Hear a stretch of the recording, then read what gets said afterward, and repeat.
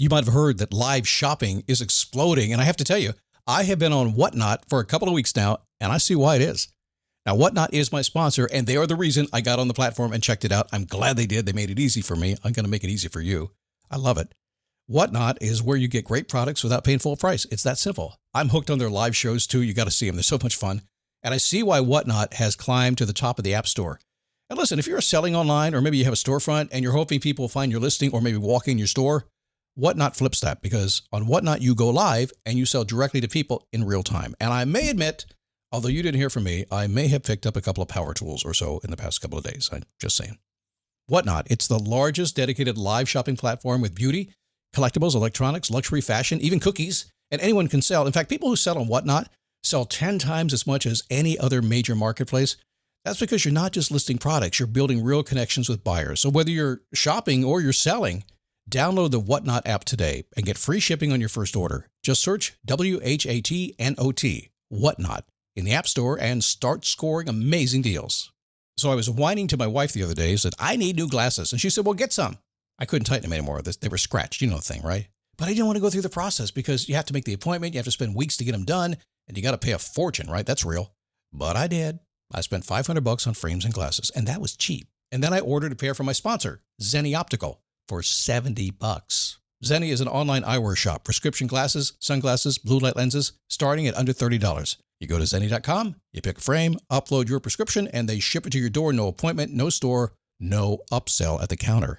And by the way, if you are saying, do I really need new glasses, or do I have to put up with one pair to do everything I need to do for the next 2 years? No, you can get what you want starting at under $30. And if you've never bought glasses online, don't worry about it. I haven't either. Zenni has a virtual try-on so you can see exactly how the frame looks before you commit to buying them, with no salesman looking at you saying, those look good, but these expensive ones would look better. No, you don't get that. I'm excited. I can't wait to get my Zenni glasses and tell you more about them. If your glasses are overdue for a refresh, now's the time. Go to Zenni.com/podcast and use the code podcast15 for 15% off your first order. The styles sell out, so don't sit on it. That's ZENNI.com/podcast. Promo code podcast15.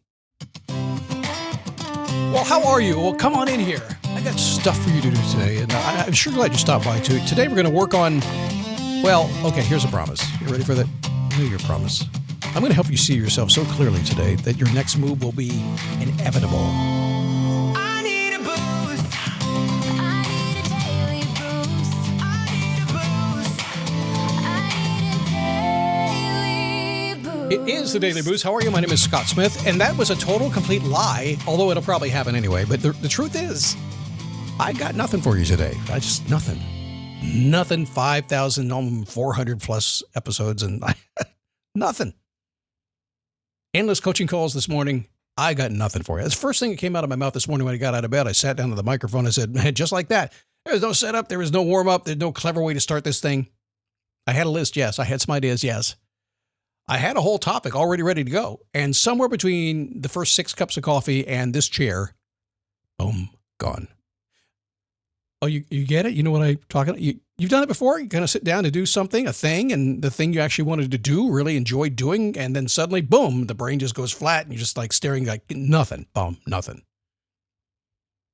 That's where I was today. That's where I start my day. It's kind of, I don't know, it can be frustrating. A lot of clients of mine go through it. Kind of hollow for them, I guess.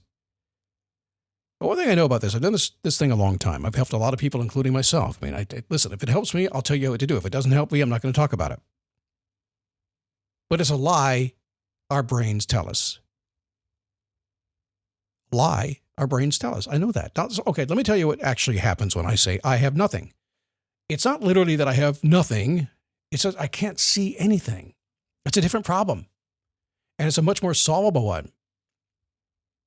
Stuck, trapped, confused, things like that. I'd bet you felt that, 5 times this week? Maybe working, maybe at home, I don't know. Maybe the calendar, it's like, where's the year going? It's flying by. Every time it shows up, my little inner Scott voice, and you have one too, because I'm in your ear right now, so you have your voice and my voice, we're combined. We're singing a duet right now. It says, there's no path forward. I don't know what to do. I'm out of options. We've all done it, right? My own life and the lives of people I coach, the options haven't gone anywhere. They're all still right here. You just can't see them. Your view is narrowed. It's like you're in a tunnel and there's like a wall. You came up to the wall and you're banging your head against it, and it's your only choice. You've done it. You felt this way. I do it. We've all done it. If you have a pulse, you've done it. I'm not above it. I did it 40 minutes ago. So if I'm going to be honest with myself and you, and that is the whole rule of this show, I'm going to be honest in real time, because otherwise it's a lie and I don't lie and I get in trouble if I do lie and I forget what I lied about. It's trouble. Good rule to follow, by the way. Don't lie. I'd say this. I don't have nothing. I can't see what I have. Two completely different sentences. They all lead to two completely different lives. I have nothing puts you on the couch. I can't see what I have puts you on a search. Same morning, same desk, same brain, different sentence, different day. I keep wanting to go back on this, right? Because I don't want to make it sound like one of those reframes, like, oh, think positive, right? And your problems will disappear. You know, this is Scott. I'm not going to say that to you, even though I think positive all the time. That's not what I'm saying. I'm saying that when you feel like you got nothing, the problem isn't supply, the problem is sight. The options are in plain sight. They've been in plain sight the whole time. You walked past them 5 times today on your way to that 6 cup of coffee like I did. Remember that? We all know this. I was thinking about the movie The Wizard of Oz, the journey Dorothy's on. Ruby slippers, Yellow Brick Road, witches, monkeys, the works. Kind of sick when you think about it, really. It's a weird movie. And she gets to the end, and Glinda, the good witch, tells her, by the way, you could have gone home any time. You always had the power. Don't you want to smack her? You really do. Just come on, man, lady. Could have mentioned that before. But that scene in the movie, it's there for a reason. It's been in the movie for, 90 years now, because people keep needing to hear it. That's why the movie's so popular. People keep watching. That's good, man. Every time you hear it, it's like a motivation. It's like Rudy before Rudy came out. What a message that is. The way home is always with you. You just don't recognize it until you walked off far enough and you're ready to see it.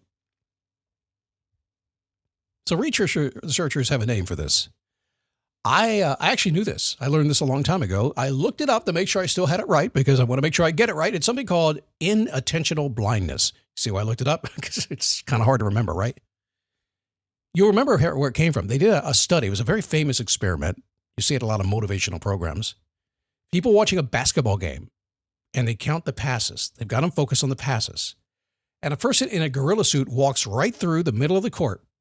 Half the room doesn't see the gorilla. They just don't see it. The gorilla is in plain sight.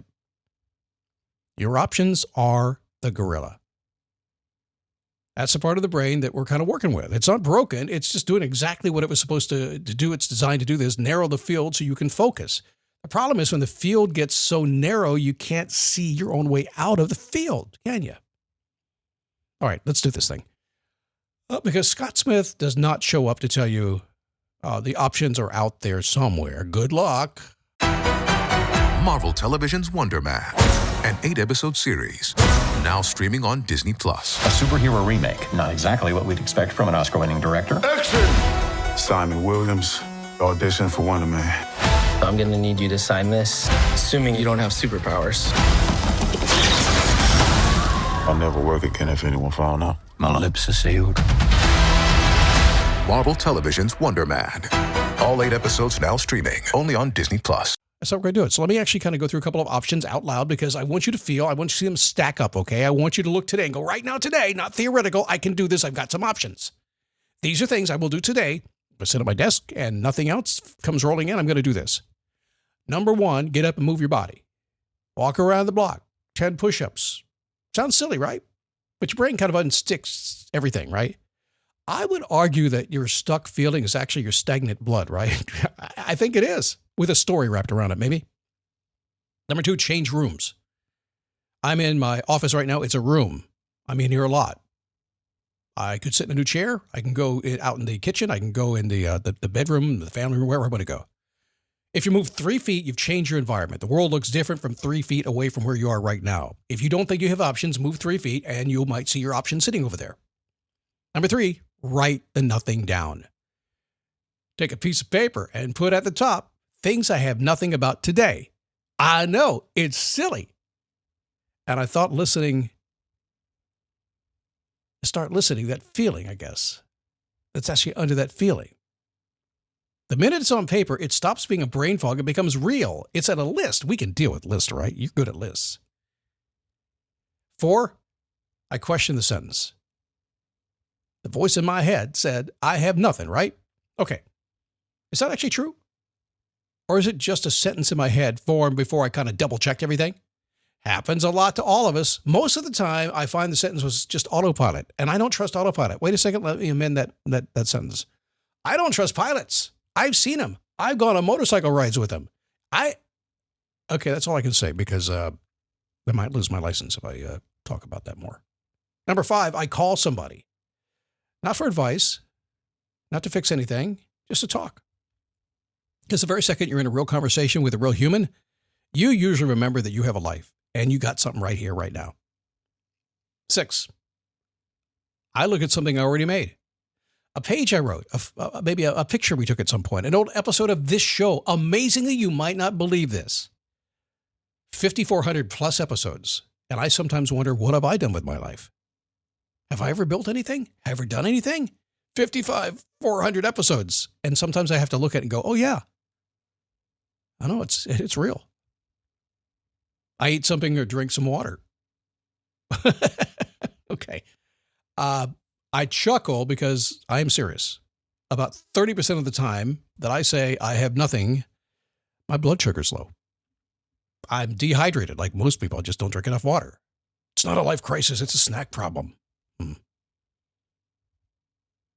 8, I help somebody for about 10 minutes. Send an email I've thought I need to send. Check on a friend I haven't checked on maybe in a while. The fastest way out of having nothing feeling is to kind of, do something small. That's how it gets started.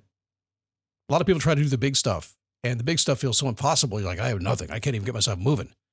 Do something small. The smallest possible thing. That's number 9, actually. Not the biggest. Not the most strategic, the smallest. The one that takes like a minute. Because momentum doesn't care how big it is. It doesn't matter. And 10, and this is the one that I have in my life have come back to a lot. I notice who I become when I say I have nothing. I don't know if you feel this way, but don't you feel smaller? Don't you posture down, as they say? So years and years ago, I started saying, stand up, take a step, repeat. There's a reason I said that. It's one of the very first little motivational phrases I kind of created. And the reality is I created it because it's real. It's a physical way to get yourself from nothing to something. So you stand up, you take a step, you repeat. Or you straighten up, you take a breath, you ask a different question. How about this question? What would I do right now if I trusted myself? I have to tell you, that sentence has saved me 1,000 times. I don't ask it very much because I do trust myself these days. But I can tell you, I've asked that question to many, many clients, and they go, oh. And they just kind of pause. They lost trust in themselves. And when you lose trust, you end up feeling like you have nothing. You see what just happened, right? I gave you a list of 10 things, one person in 3 or 4 minutes.